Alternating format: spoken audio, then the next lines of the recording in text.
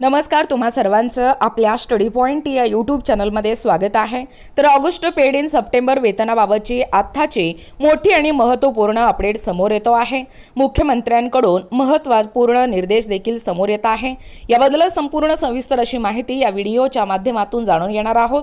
तत्पूर्वी तुम्ही जर आपल्या स्टडी पॉइंट या यूट्यूब चॅनलवरती जर नवीन असाल तर आपल्या या चॅनलला लगेचच लाईक आणि सबस्क्राइब करायला विसरू नका।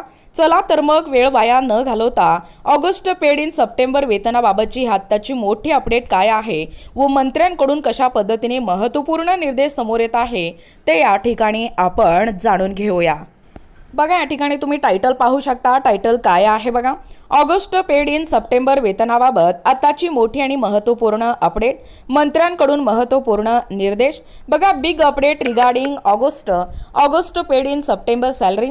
ऑगस्ट पेड इन सप्टेंबर वेतनाबाबत आताची मोठी आणि महत्त्वपूर्ण अपडेट ही समोर येत आहे। माननीय मंत्र्यांकडून याबाबत महत्त्वपूर्ण निर्देश देखील देण्यात आलेले आहेत। केंद्र सरकारामार्फत सरकारी आणि निमसरकारी कर्मचाऱ्यांना आधार बेस प्रणालीद्वारे उपस्थिती नोंदवणे अनिवार्य करण्यात आले आहे। सदर प्रणालीच्या आधारेच कर्मचाऱ्यांचे माहे ऑगस्ट पेड इन सप्टेंबर वेतन अदा केले जाणार आहेत। राज्याचे माननीय महसूल मंत्री चंद्रशेखर बावनकुळे यांनी परिपत्र काढून स्पष्ट केले आहे की ज्या कर्मचाऱ्यांनी माहे ऑगस्ट महिन्यामध्ये पूर्ण उपस्थिती आधार बेस जिओ फेसिंग ॲपच्या माध्यमातून पूर्ण केली आहे, अशाच कर्मचाऱ्यांचे माहे ऑगस्ट महिन्याचे वेतन हे अदा करण्यात येणार आहे। याबाबतचा महसूल मंत्री बावनकुळे यांनी 150 दिवसाच्या कामकाजाचा आढावा घेत निर्णय देखील घेण्यात आला आहे।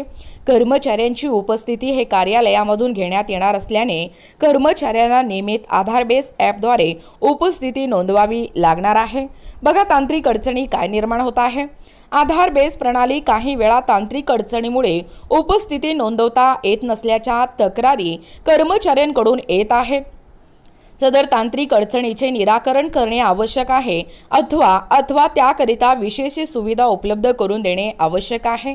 बघा, एकूणच अशा पद्धतीने ऑगस्ट पेड इन सप्टेंबर वेतनाबाबतची ही आत्ताची मोठी आणि महत्त्वपूर्ण अपडेट राज्याचे माननीय महसूल मंत्री चंद्रशेखर बावनकुळे परिपत्र काढून कशा पद्धतीने अपडेट दिलेला आहे व मंत्र्यांकडून महत्त्वाचे निर्देश काय आलेले आहेत त्याबद्दल संपूर्ण सविस्तर माहिती या व्हिडिओच्या माध्यमातून जाणून घेण्याचा प्रयत्न केलेला आहोत।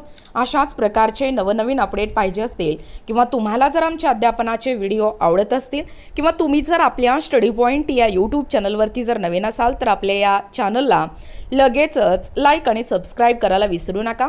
भेटूया अशाच पुढच्या नवीन व्हिडिओमध्ये, तोपर्यंत धन्यवाद।